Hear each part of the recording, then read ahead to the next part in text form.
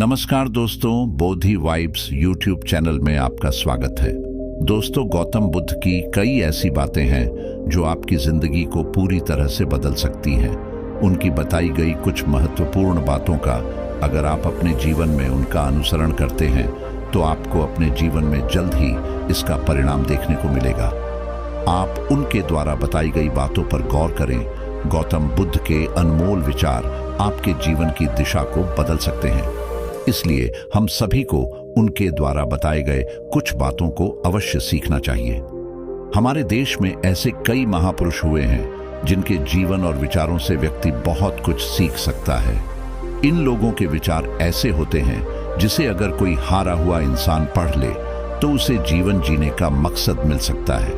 इन्हीं महापुरुषों में से एक हैं गौतम बुद्ध। बुद्ध के सिद्धांतों का पालन करके आप जीवन को जीने के तरीके को सीख सकते हैं। इसका धर्म से कोई लेना देना नहीं है, बल्कि बुद्ध की शिक्षाएं सबके लिए एक समान हैं। उनकी बातें आपको ईमानदार, दयालु और मजबूत होना सिखाती हैं। तो आइए हम आपको गौतम बुद्ध के उन विचारों के बारे में बताते हैं जो आपके जीवन की दिशा को बदल सकती हैं। पहली बात, प्रेम करना सीखें। प्रेम जीवन का सबसे महत्वपूर्ण और गहरा भाव है। यह एक ऐसा आनंद है जिसे व्यक्त करने में हमें खुद को पूरी तरह समर्पित करना पड़ता है। प्यार करना सीखना एक सफल और संतुष्ट जीवन का आधार है। प्रेम को सीखने का पहला कदम खुद को समझना है। हमें अपनी भावनाओं, इच्छाओं और विचारों के साथ संगत रहना चाहिए। स्वार्थहीनता, समर्पण और सहयोग के भाव को विकसित करना हमें प्रेम करने की कला को समझने में मदद करता है। प्रेम का दूसरा महत्वपूर्ण पहलू दूसरों के साथ संवाद करना है। यह हमें दूसरों की भावनाओं को समझने और समर्थन करने में मदद करता है। सहयोग, समझौता और संवेदनशीलता प्रेम के मूल तत्व हैं।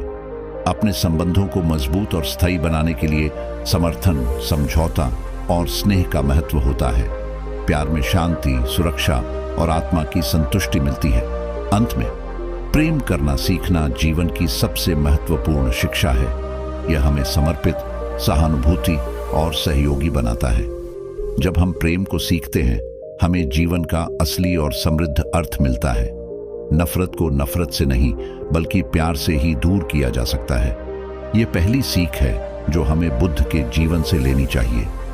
दुनिया में प्यार ही एक ऐसा एहसास और भावना है जो इतनी शक्तिशाली है कि इससे उदासी, गुस्सा और निराशा दूर हो जाती है।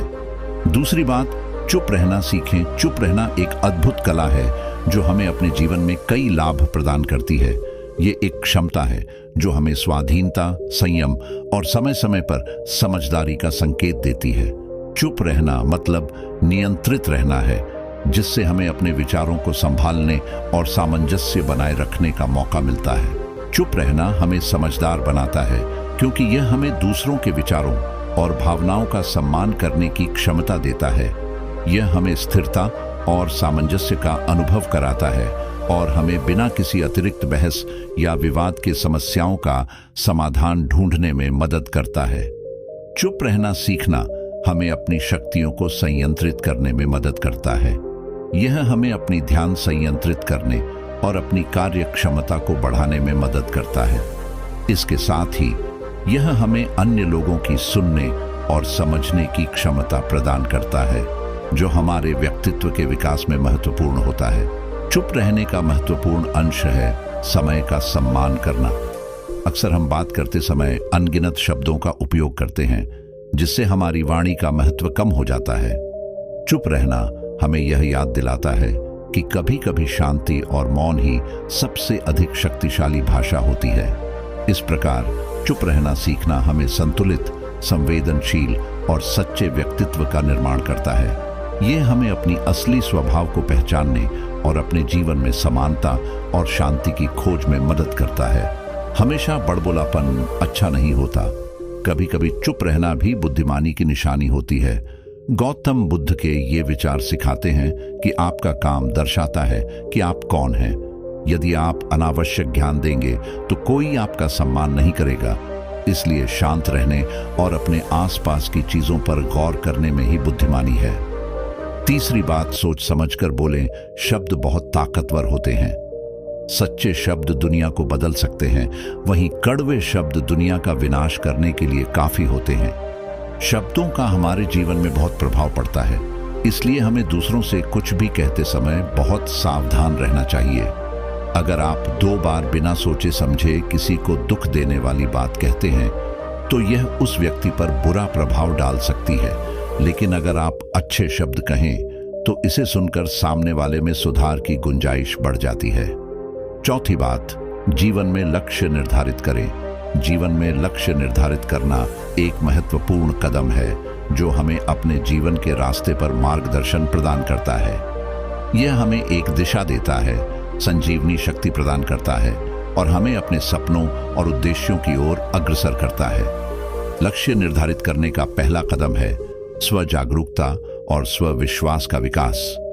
हमें अपनी क्षमताओं, प्रतिभाओं और रुचियों को समझना चाहिए ताकि हम एक लक्ष्य की दिशा में सावधानी पूर्वक अग्रसर कर सकें। लक्ष्य निर्धारित करते समय हमें अपने दृष्टिकोण को साफ रखना चाहिए। यह महत्वपूर्ण है कि हम अपने लक्ष्यों को व्यक्तिगत, पेशेवर और सामाजिक मानकों के साथ मिलाएं ताकि हम अपने जीवन में संतुलन बनाए रख सकें। लक्ष्य निर्धारित करना हमें अपने क्षेत्र में उन्नति के लिए प्रेरित करता है। यह हमें अपने सपनों को पूरा करने के लिए आवश्यक संसाधनों का पता लगाने, नई कौशल सीखने और निरंतर विकास के लिए प्रेरित करता है। लक्ष्य निर्धारित करने का परिणाम होता है एक महत्वपूर्ण और निर्दिष्ट रूप से सफल जीवन। यह हमें समय को सही तरह से प्रबंधित करने, प्राथमिकताओं को स्थापित करने और हमारे उद्देश्यों की ओर अग्रसर करने में मदद करता है। समाज में सफलता प्राप्त करने के लिए लक्ष्य निर्धारित करना महत्वपूर्ण है। यह हमें अपने सपनों को हासिल करने के लिए संघर्ष करने के लिए प्रेरित करता है और अंत में सफलता प्राप्त करने में मदद करता है। लक्ष्य निर्धारित करना हमें अपने जीवन के प्रत्येक क्षेत्र में संपूर्णता और संतुलन की प्राप्ति में मदद करता है। यह हमें एक समझौता मुक्त, उत्साही और संतुष्ट जीवन जीने की क्षमता प्रदान करता है। आपको अपनी महत्वाकांक्षाएं खुद तय करनी होती हैं। बुद्ध के इन विचारों से आपको सीख मिलती है कि आपको जीवन में अपना लक्ष्य तय करना चाहिए। यह आपके लिए कोई और नहीं बल्कि आप स्वयं ही कर सकते हैं। 5वीं बात, कभी किसी पर निर्भर न रहे। निर्भरता एक सामाजिक, मानसिक और आर्थिक अवस्था है जिसमें व्यक्ति अपने जीवन के निर्णयों और कार्रवाइयों को दूसरों के हिसाब से निर्धारित करता है। यह एक व्यक्तिगत गुण हो सकता है जो हर किसी के जीवन में उपस्थित होता है, लेकिन किसी अन्य पर निर्भरता एक विकल्पना होती है। स्वतंत्रता का महत्व समझना जरूरी है। निर्भर रहने का मतलब है कि व्यक्ति अपने निर्णयों और उपायों में दूसरों की सहायता की आवश्यकता महसूस करता है, जबकि स्वतंत्रता का मतलब है कि वह अपने निर्णयों को स्वतंत्र रूप से लेता है और अपने प्रयासों के लिए जिम्मेदार होता है। निर्भरता की अधिकता व्यक्ति को स्वतंत्रता, स्वाधीनता और स्वावलंबन से वंचित कर सकती है। यह व्यक्ति को अपने जीवन का प्रबंधन स्वतंत्रता से करने की क्षमता से वंचित कर सकती है और उसे उसके सपनों और लक्ष्यों की प्राप्ति में रोक सकती है। स्वतंत्रता की महत्वपूर्ण अपेक्षा व्यक्ति को स्वतंत्रता का अनुभव करने की अनुमति देती है। यह उसे अपने जीवन के हर क्षेत्र में स्वतंत्रता के साथ निर्णय लेने की क्षमता प्रदान करती है। इससे वह अपनी सामर्थ्यों को पहचानता है और अपने सपनों को प्राप्त करने के लिए आगे बढ़ता है। स्वतंत्रता से सजग रहना और स्वाधीनता की दिशा में आगे बढ़ना व्यक्ति को अपने जीवन को संचालित करने की शक्ति प्रदान करता है। यह उसे अपने सपनों को पूरा करने के लिए संघर्ष करने की प्रेरणा देता है और अपने अधिकारों और जिम्मेदारियों को स्वीकार करने की जागरूकता प्रदान करता है। इसलिए स्वतंत्रता और स्वाधीनता के माध्यम से अपने स्वायत्त जीवन का प्रबंधन करना महत्वपूर्ण है। निर्भरता से मुक्त होना व्यक्ति को अपने जीवन को अपनी प्राथमिकताओं और महत्वाकांक्षाओं के अनुसार निर्धारित करने की स्वतंत्रता प्रदान करता है, जो उसे सटीक और संतुष्ट जीवन जीने में मदद करता है। दूसरों पर निर्भर रहना कमजोर व्यक्ति की निशानी है। व्यक्ति को कभी भी इस बात से नहीं डरना चाहिए कि उसके बिना हमारा क्या होगा। जीवन में कभी किसी पर निर्भर न रहे। आपको जीवन में डर को त्यागना चाहिए। अगर आप इसे पकड़कर बैठे रहेंगे तो जीवन में सब कुछ पीछे छोड़ देंगे। इसलिए डर को दूर करें, क्योंकि डर के आगे ही जीत है। तो दोस्तों, आपको बुद्ध के विचार कैसे लगे कमेंट में जरूर बताएं, और अगर वीडियो पसंद आई हो तो लाइक और चैनल को सब्सक्राइब जरूर करें।